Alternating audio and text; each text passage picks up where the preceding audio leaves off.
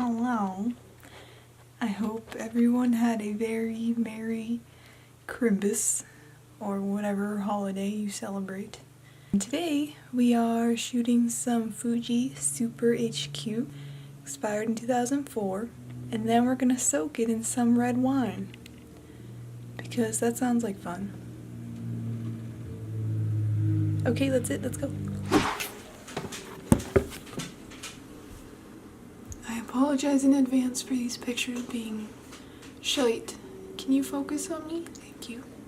But there's nowhere to go. And it's cold. Nowhere is open. I hate winter. Jasmine won't stop walking. Yes, I'm talking about you.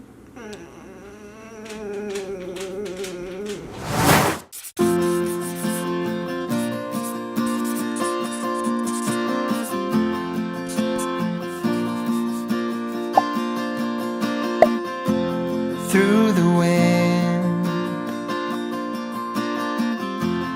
I give in.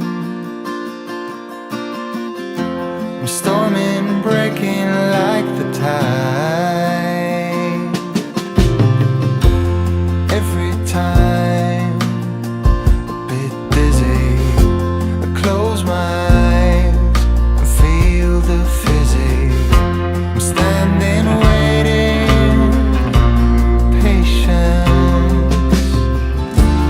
like an oak, I will stay right here in this alley and be closer to home every hour.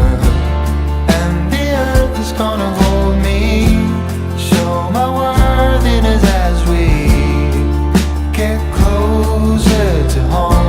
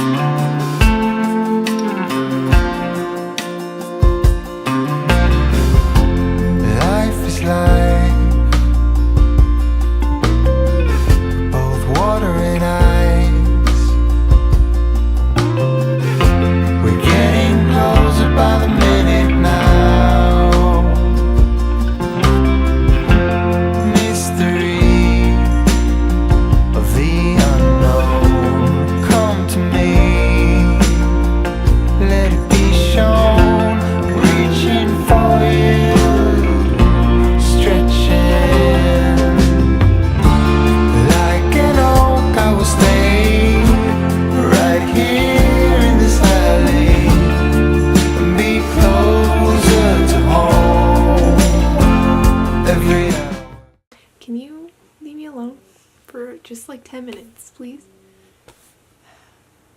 Okay, stop it! Stop it! Okay, so can you just... Okay, so it is the next day, and I had the film soaking for 24 hours, and I'm going to develop it now. So if you've never done like film souping and you don't develop your own film, make sure you tell whatever lab that you're sending it to that it is souped. I mean, they'll be able to tell when they take it out of the container because it'll probably still be wet. It can like contaminate the chemicals, and that's kind of a big problem for labs that do other people's film because it can ruin their film, you know? So make sure you tell them or call ahead of time because some film labs won't even do it. But I developed my own, so basically I put it in the film canister already, and I'm just gonna rinse it before I put any of the chemicals in, which is essentially what you're supposed to do anyway. So yeah, I'm just gonna rinse it until it comes out clear, I guess, and hopefully my chemicals aren't contaminated.